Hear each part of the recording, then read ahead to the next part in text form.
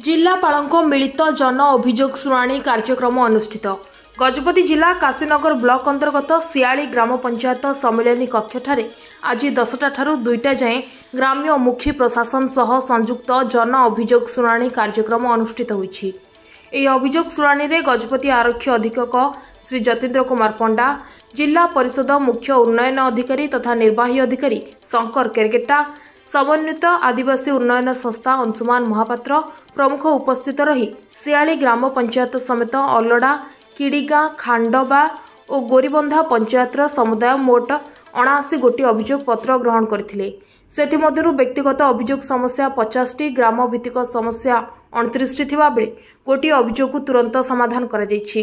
ଆଜିର ଏହି ଅଭିଯୋଗ ଶୁଣାଣି ଶିବିରରେ ପ୍ରଧାନମନ୍ତ୍ରୀ ଆବାସ ଯୋଜନା, ସାମାଜିକ ସୁରକ୍ଷା, ଜମି ପଟ୍ଟା, ମନରେଗା, ଗୃହ ନିର୍ମାଣ, ରାସନ କାର୍ଡ, ଶିକ୍ଷା, ଜଳସେଚନ, ସ୍ୱାସ୍ଥ୍ୟ ଓ ରାସ୍ତା ସମସ୍ୟା ଭଳି ବିଭିନ୍ନ ସମସ୍ୟା ନେଇ ଅଭିଯୋଗ ଆସିଥିଲା।